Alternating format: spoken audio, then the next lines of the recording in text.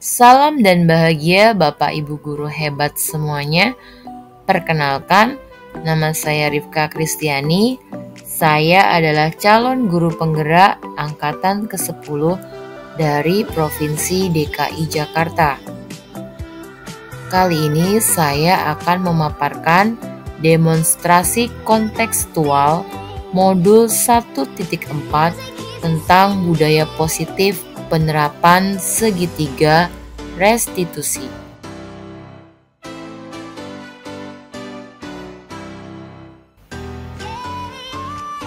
Pada penerapan segitiga restitusi kali ini, saya akan menyajikan dua kasus.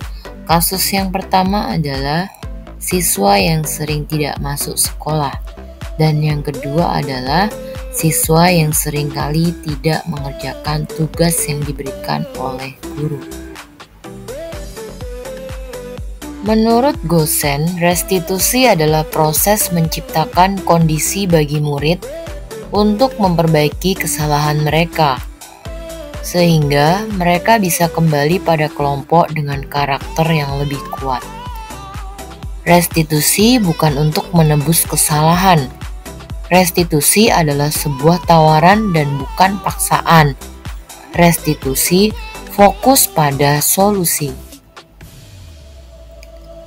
Langkah-langkah restitusi yang pertama adalah menstabilkan identitas. Yang kedua, validasi tindakan yang salah. Yang ketiga, menanyakan keyakinan. Berikut ini adalah gambaran tentang segitiga restitusi. Pada kasus yang pertama, ada seorang siswa yang bernama Mesa. Mesa ini adalah salah satu siswa yang seringkali tidak masuk sekolah, bahkan kadang tidak memberikan kabar kepada gurunya. Selamat siang Mesa, bagaimana kabarnya hari ini? Mesa, siang hari ini kan kamu Ibu Caca panggil. Kira-kira tahu tidak kenapa? Saya tahu karena saya sering tidak masuk sekolah. Sering tidak masuk sekolah. Mesa kan sering tidak masuk sekolah nih. Kira-kira menurut Mesa, ketika Mesa sering tidak masuk sekolah, itu merupakan suatu kesalahan atau bukan? Mesa menyadari ya bahwa ketika Mesa sering tidak masuk sekolah ini adalah suatu kesalahan. Tapi wajar ya, manusia itu berbuat salah tentunya. Kamu pernah berbuat salah, Ibu Caca pun tentunya pernah berbuat salah. Itu hal yang manusiawi. Tapi bagaimana caranya kita belajar memperbaiki atas masalah yang sudah kita buat. Setuju ya? Setuju. Nah, kira-kira sekarang kita akan mencari solusinya nih. Ibu Caca mau bertanya, selama 2 minggu Mesa tidak masuk sekolah itu kenapa ya? Karena saya main HP hingga Sampai jam berapa biasanya? sampai jam 12. Sampai jam 12 malam. Ketika Mesa sering main HP sampai larut malam, sehingga Mesa bangun kesiangan. Nah, tapi ada keyakinan kelas yang sudah Mesa langgar. Apa keyakinan kelasnya? Disiplin. Nah, menurut Mesa sendiri, disiplin itu penting tidak sih? Karena saya sudah harus disiplin. Harus disiplin ya. Contohnya Mesa harus disiplin dalam hal masuk sekolah, disiplin dalam mengerjakan tugas, gitu ya. Nah, kira-kira solusi apa sih supaya nantinya nih Mesa sering atau rajin masuk sekolah? Saya akan tidur lebih awal dan saya bangun lebih pagi. Mesa berjanji ya, nantinya Mesa akan bangun lebih awal, tidurnya juga lebih awal supaya nanti Mesa rajin sekolah. Mesa menyadari akan kesalahan Mesa.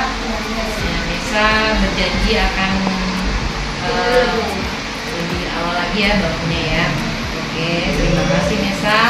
Ibu Caca harap apa yang menjadi solusi yang barusan Mesa ungkapkan ke Ibu Caca, Mesa dapat lakukan ya. Iya, Bu. Terima kasih Mesa. Sekarang Mesa silakan kembali ke kelas. Maaf ya, Bu.